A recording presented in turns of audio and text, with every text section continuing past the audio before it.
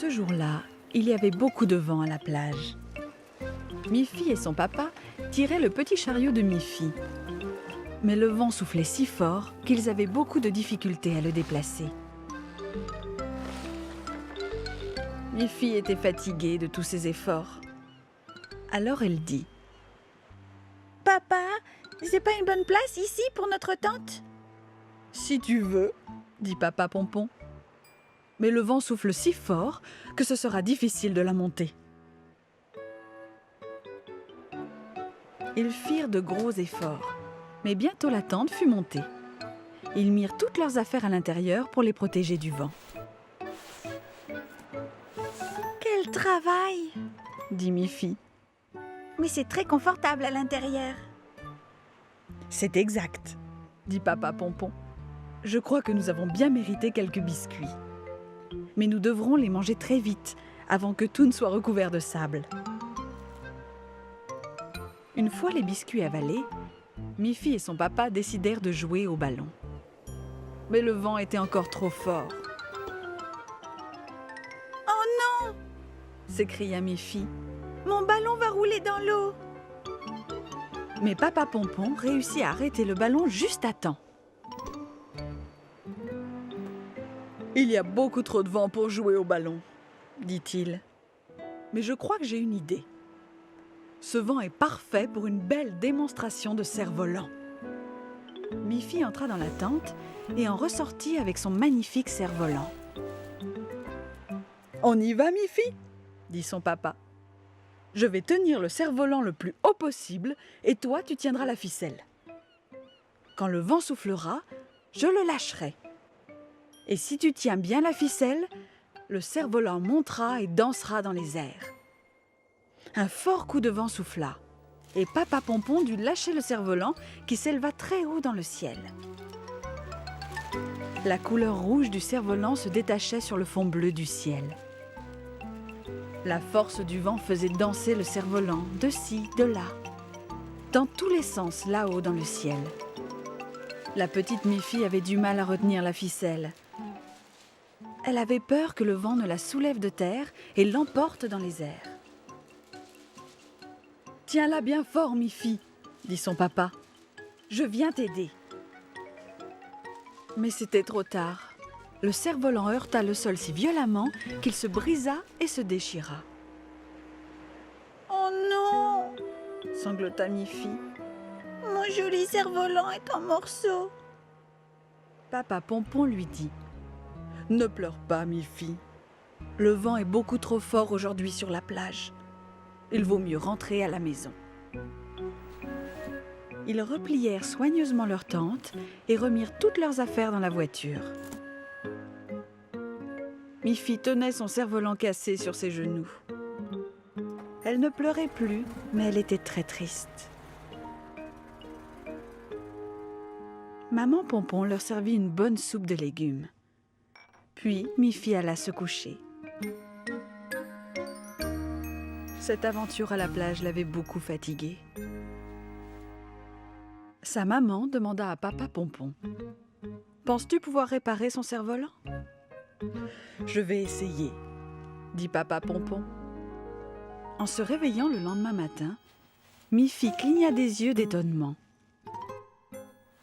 Là, sur son lit, il y avait son cerf-volant rouge. Aussi beau qu'avant. « Mon papa est formidable et très habile !» pensa-t-elle. Un matin, Miffy était profondément endormie dans son lit. Elle était en train de faire un très beau rêve. Tout à coup, sa maman fit irruption dans sa chambre et dit: « Miffy chérie, réveille-toi, il est tard. Tu vas être en retard à l'école. » Miffy se réveilla en sursaut et regarda son réveil. Il était très tard. Miffy se précipita vers son armoire. « Qu'est-ce que je vais mettre, maman ?» dit-elle. « Mets ce que tu veux, » dit maman Pompon. « Mais habille-toi rapidement pour ne pas être en retard à l'école. »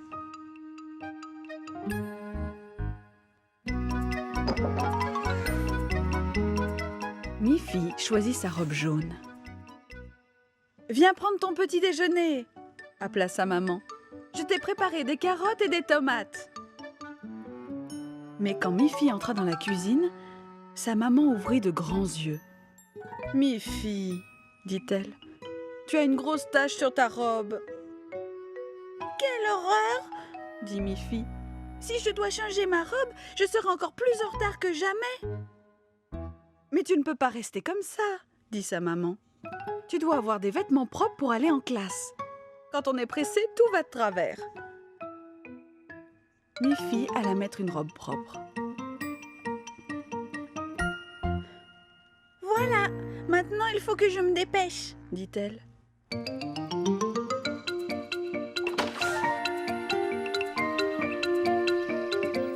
Attends, Mi-Fi !» appela sa maman. « Tu as oublié ton déjeuner. » Au bout de quelques pas, Mi-Fi se rappela qu'elle avait promis à sa maîtresse de lui apporter une belle pomme de son jardin. Elle savait qu'elle serait encore plus en retard, mais elle retourna sur ses pas pour prendre la pomme. Mais Mi-Fi n'arrivait pas à atteindre les pommes sur l'arbre.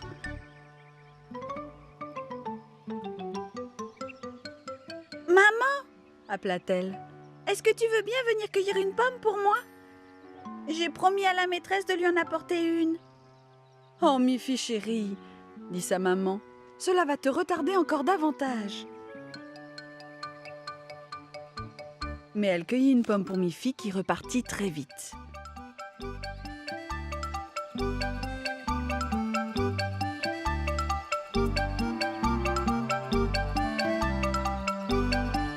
Mi-Fi courut tout le long du chemin de l'école. « Je suis si en retard !» pleura-t-elle. Mais la porte ne s'ouvrit pas. Elle était fermée à clé.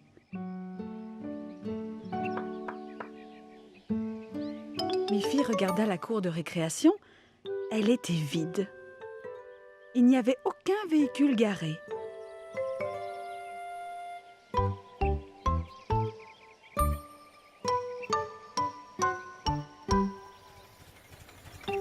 Alors, elle vit sa maman dans la voiture. « Mi-Fi !» appela-t-elle. « Dans notre précipitation, nous avons complètement oublié qu'aujourd'hui c'était un jour de congé. Tu n'es plus en retard. Il n'y a pas école aujourd'hui. » Mi-Fi se mit à rire de bon cœur. « Tu vois, Mi-Fi, dit sa maman, quand on veut aller trop vite, tout va de travers. »« Mais pas tout, dit Mi-Fi. Aujourd'hui, je peux manger cette pomme délicieuse.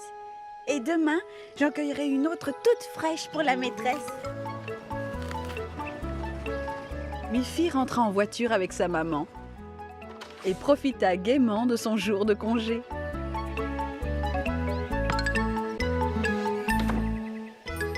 Ce matin-là, Boris et Barbara s'amusaient de voir Snuffy courir et jouer dans leur jardin.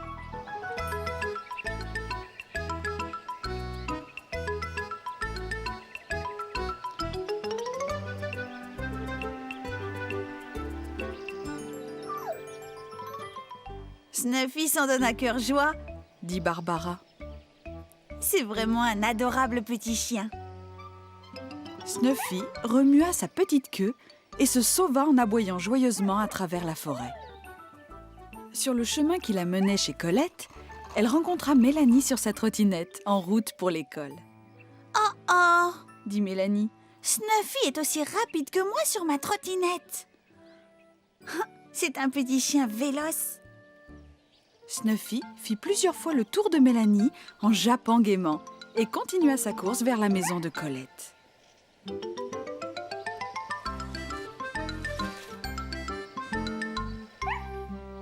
Bonjour, petite Snuffy, dit Colette. Tu m'as l'air d'être en pleine forme aujourd'hui. »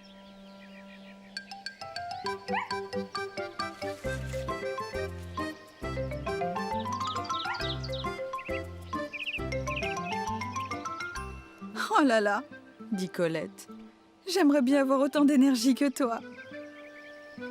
C'était évident que Snuffy adorait courir et sauter. Elle continua sa course tout en aboyant vers la maison de Mi-Fi. Mais Mi-Fi n'était pas chez elle. Snuffy fit plusieurs fois le tour de la maison, mais elle ne la trouva pas.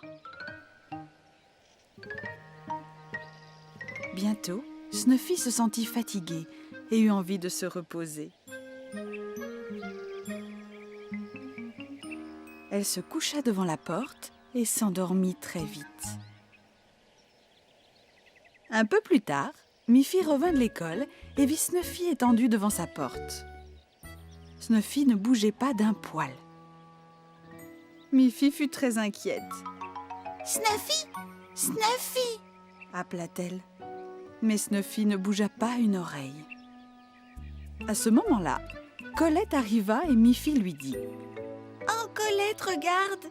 Snuffy est étendue là sans bouger.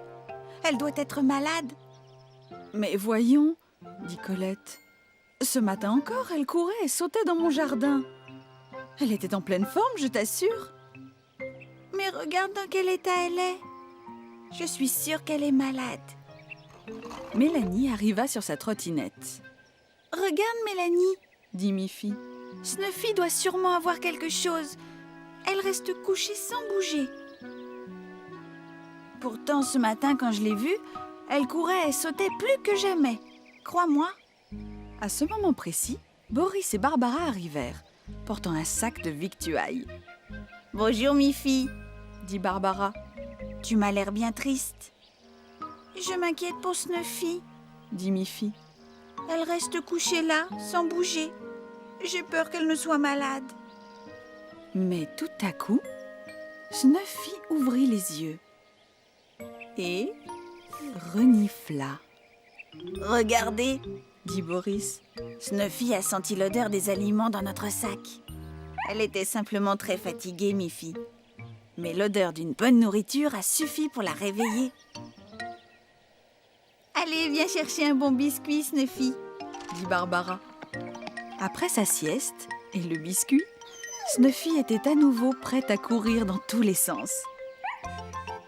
Miffy était très contente de voir que Snuffy allait très bien.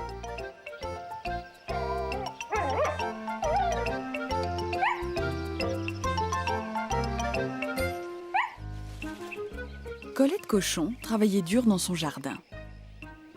Il y avait beaucoup de travail à faire. Tout le jardin était recouvert par les feuilles mortes. Grony, la nièce de Colette, était assise pas très loin, lisant un livre. « Est-ce que tu pourrais venir m'aider un peu, Grony ?» demanda Colette. « Oh, Colette, » dit Grony. « Je me sens si fatiguée. »« Comment peux-tu être fatiguée ?» dit Colette. « Tu n'as rien fait de toute la journée à part lire ce livre. Alors, s'il te plaît, lève-toi et viens m'aider. Tu n'as qu'à ratisser les feuilles et les mettre en tas. »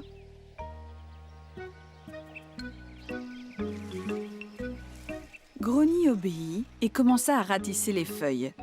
Mais c'était un travail pénible. Elle soufflait et haletait et fut obligée d'aller s'asseoir. « Tu dois terminer ton travail, Grony, » dit Colette. « Toutes les feuilles doivent être ramassées avant ce soir. » « Il y en a beaucoup trop, et c'est trop difficile, » dit Grony. À cet instant, Miffy passait par là. « Est-ce que je peux vous aider ?»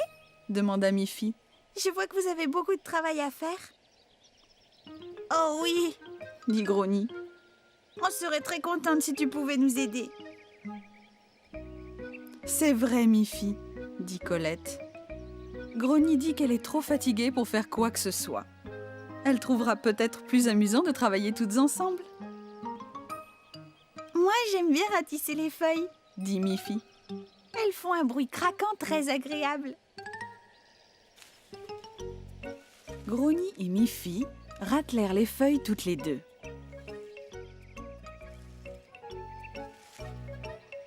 Le tas devenait de plus en plus gros. « Ce qui est amusant, » dit Miffy, « c'est de sauter sur le tas de feuilles et de s'enfoncer dans le tas. Je vais te montrer. »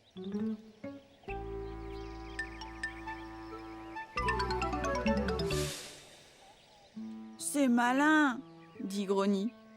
Maintenant, il faut recommencer à ratisser les feuilles. Mais c'est drôle, dit Miffy. C'est moi qui vais refaire le tas de feuilles et c'est toi qui vas pouvoir sauter dessus. Eh bien d'accord, Miffy, dit Grogny. C'est vraiment amusant, tu crois? Vas-y, essaie, dit Miffy.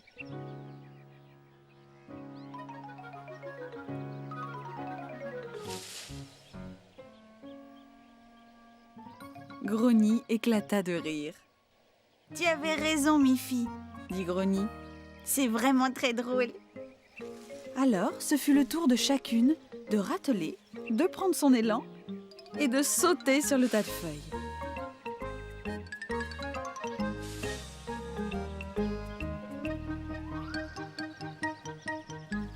Puis, le téléphone sonna.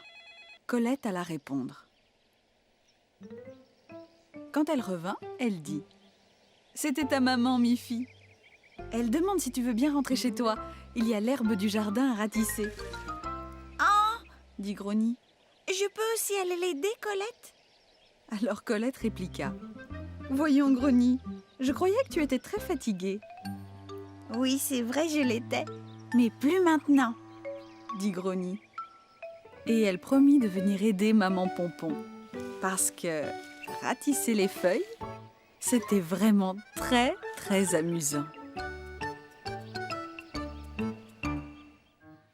Le premier jour de classe, la maîtresse de Miffy dit « Les enfants, aujourd'hui nous allons planter des graines dans les pots sur le rebord de la fenêtre. Et tout au long de la saison, nous les regarderons pousser et devenir de jolies fleurs. » Miffy fut très étonnée quand la maîtresse lui mit dans la main une toute petite graine noire. « Comment une si petite graine peut devenir une fleur ?»« C'est la magie de la nature, » dit la maîtresse. Tout ce qui est vivant commence par être une minuscule graine. Dans la graine se trouve tout ce qui peut l'aider à devenir une fleur. En la plantant dans la terre, il faut l'arroser pour qu'elle grandisse. Chaque jour, Miffy surveillait son pot. Tout d'abord, un tout petit peu de verre sortit de la terre. Puis, de petites feuilles poussèrent. Et ensuite, en quelques semaines, un petit bourgeon coloré apparut. Quelques jours plus tard, il s'ouvrit et devint une fleur superbe.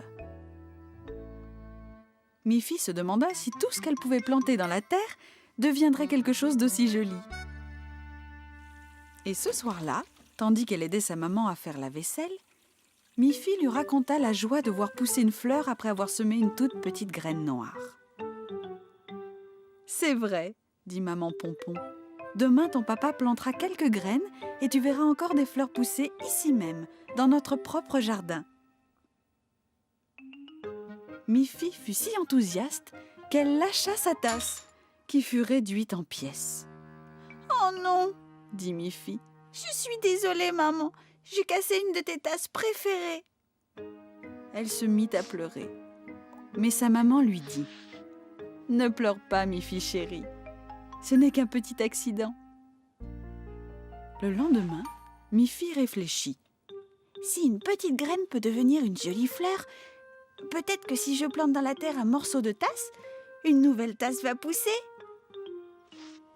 Quand papa Pompon planta les graines dans leur jardin, Miffy lui demanda « Si je plante un bout de la tasse cassée, est-ce qu'une nouvelle tasse va pousser ?»« Je n'en suis pas très sûre, Miffy, » dit papa.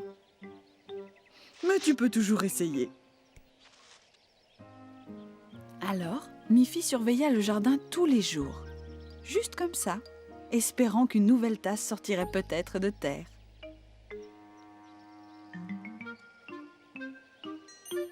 Petit à petit, beaucoup de fleurs poussèrent, mais pas de tasse.